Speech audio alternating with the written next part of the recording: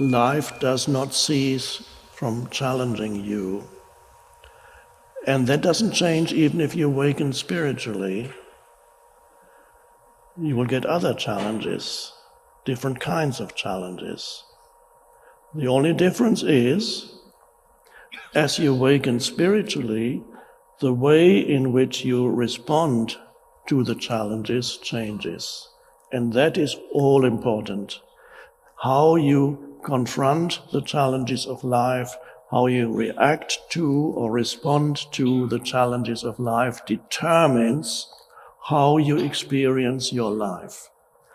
How you experience your life ultimately is not determined by what happens to you, because most people think that that's the case, but how you experience your life, or what you call your life, is ultimately not determined by what happens to you. It is determined by how you respond to what happens to you. And how you respond to what happens to you determines what happens in the so-called future, how you respond now. Some people, whenever they are challenged by life, they behave as if there was something very wrong with their life, that things are not supposed to go wrong or be challenging. This is not supposed to happen. And this works on both a small scale and large scale.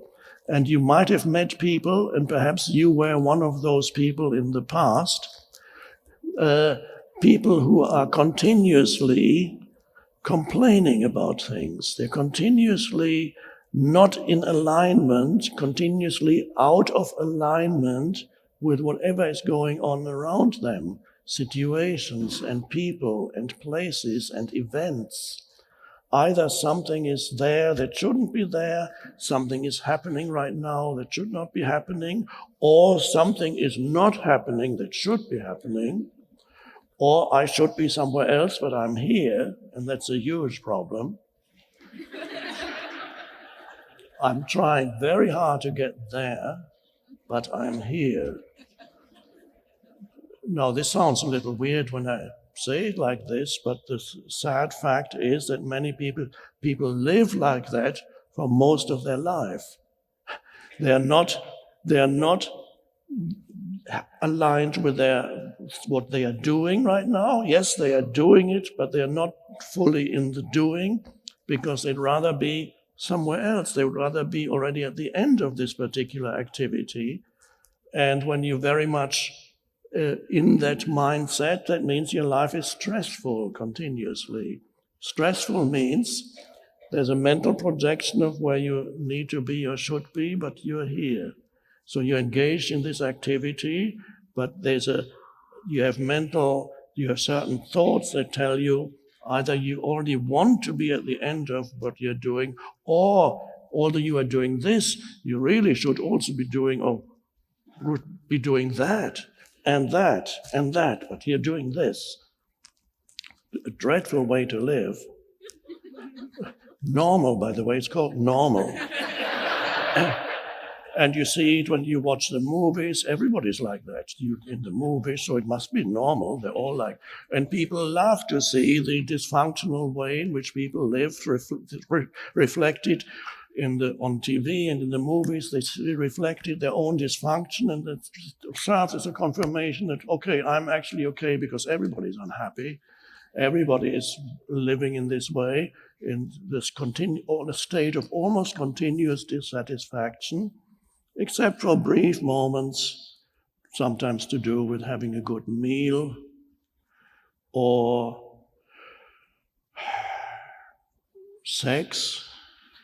Could do it for a while. This doesn't last very long.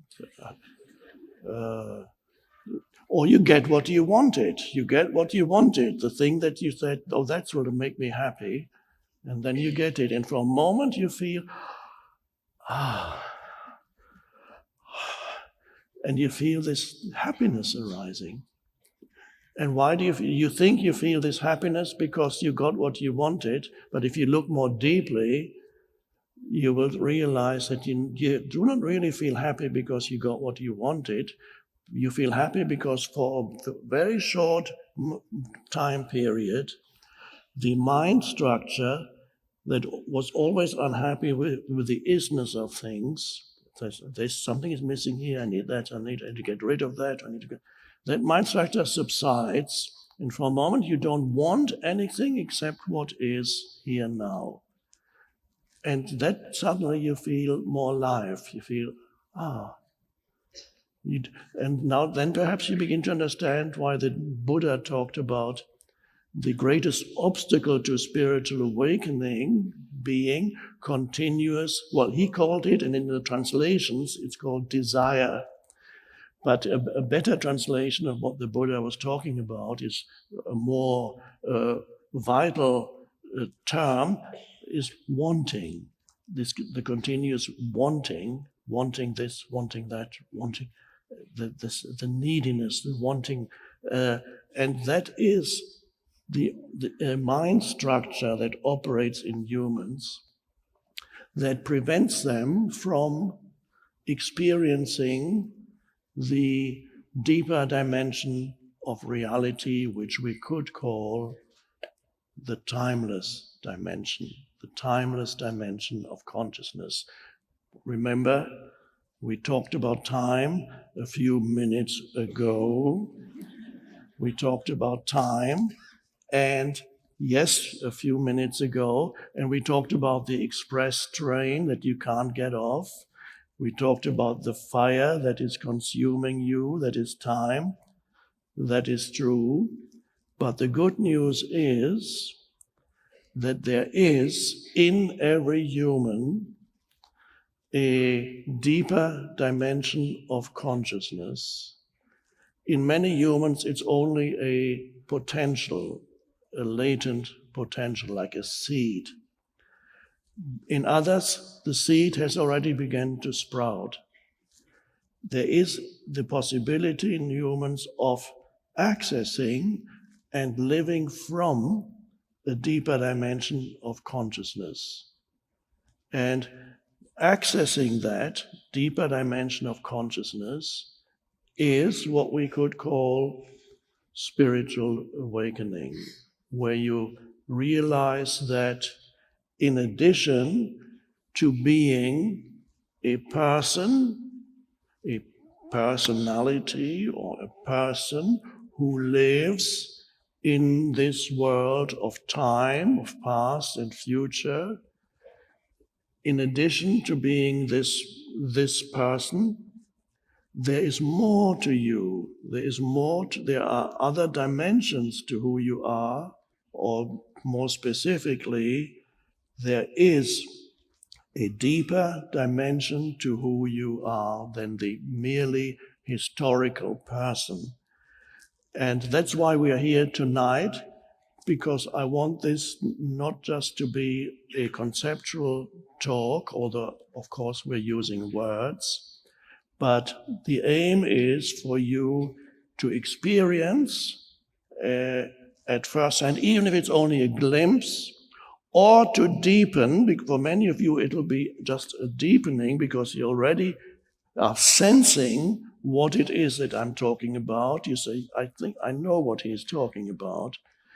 You're already sensing within yourself what it is that I'm talking about when I speak of a deeper dimension of who you are, a deeper sense of identity of who you are.